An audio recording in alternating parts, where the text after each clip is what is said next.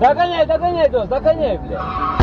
Бишкекте Hyundai Palisade унаасынын айдоочусу 4 жөө адамды сүзүп, алардын бири каза болду. Жол кырсыгы бүгүн болжол менен саат 14:30 Гагарин көчөсүндө болгон. Бишкек шаарынын ички иштер башкармалыгынын маалыматы боюнча 44 жаштагы айдоочу мас абалында болгон. Ал зебра менен өтүп бара жаткан жөө адамдарды сүзүп, үстүнөн тебелеп токтобой качып кеткен. Жабыркагандардын арасында 4 жашар кыз бар. Ал эми 71 жаштагы аял окуя болгон жерде каза болгон. Жол кырсыгынын күнөөкөрү кармалды.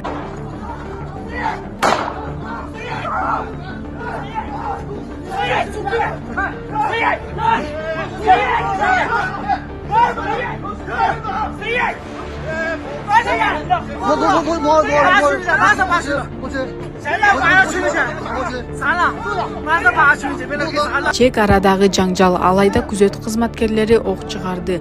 31 августта социалдык тармактарда Ош облусунун Алай районундагы Эркештам чек ара бекетиндеги унаа токтотуучу жайда күзөт кызматкерлерине кытайлык жарандар кол салган видео тарады.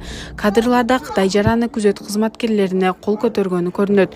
Кол салуудан кийин кызматкер эскертүү иретинде асманга ок чыгарган. Ош облусунун ички иштер башкармалыгынын басма сөз кызматынын маалыматына караганда, бул факты Алай Республикасынын ички иштер башкармалыгы тарабынан КБРге катталган. Бул окуя боюнча тергөөгө чейинки текшерүү иштери башталды. Жыйынтыгында мыйзамга ылайык чечим кабыл алынат деп айтылат маалыматта. Кийинчерээк ички иштер министринин басма сөз кызматы окуя 31 августта болгонун билдирди. Министрликтин маалыматы боюнча саат 16:40 Кытайдын 8-10 чакты жараны кызмат өтөп жаткан ички иштер министринин күзөт кызматчысынын кызматкерлери менен уруша кетишкен. Уруш мушташка айланып, милиционерге кол салуу болгон. Мындан кийин милиция кызматкери асманга 3 жолу ок чыгарууга аргасыз болгон. Ошондон кийин гана жаңжал токтогон. Окуя болгон жерге Алай Республикасынын ички иштер башкармалыгынын ыкчам тобу барды. Адамдар жаракат алган жок. Бул факт боюнча текшерүү жүрүп жатат. Өзбек чек арачылары 2 кыргызстандыкты атып салган. УКМКнын чек ара кызматы Чаткал районунун Айгыржал айылынын 2 тургуну каза болгонун тастыктады.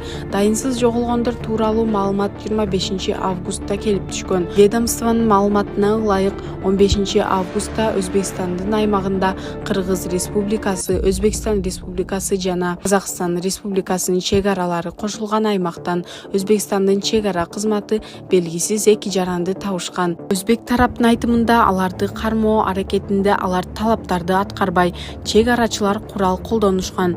Алган жаракаттар жашоого туура келбегендиктен алар каза болушкан. Маркумдун жакындары 31 августта такталып, сөөктөр Кыргызстанга жеткирилген. Кыргыз УКМК бул окуя боюнча комплекстүү иликтөө иштерин жүргүзүп, болуп өткөн окуяга терең тынчсыздануусун билдирет.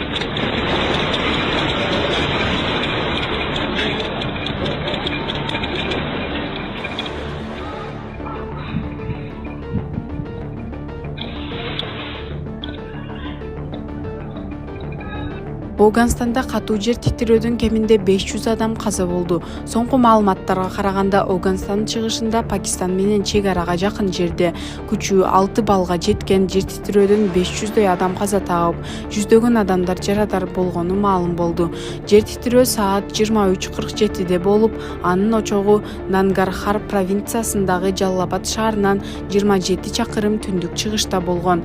Анын тереңдиги болгону 8 километр болгон. Тайыз жер титирөөлөр адатта чоң кыйроого алып келет деп билдирет жалпыга маалымдоо каражаттары. Ташиевдин тапшырмасы Нарында министрдин орун басары менен Бета групптун директору кармалды. Нарында Шералиев, Ленин көчөлөрүндөгү жолдорду капиталдык оңдоодо мыйзамсыз иштерге барган деп транспорт жана коммуникациялык министринин биринчи орун басары Талантбек Солтобаев менен Бета групп компаниясынын аткаруучу директор Мирлан Амантуров кармалды. Бул тууралуу улуттук коопсуздук мамлекеттик комитети билдирди. Атайын кызмат аларга карата кылмыш жаза кодексинин 337 беренеси кызмат абалын кыянаттык менен пайдалануу менен кылмыш иш козголгонун белгиледи. Алар Ат баш райондук милициясынын убактылуу кармоочу жайына киргизилишкен.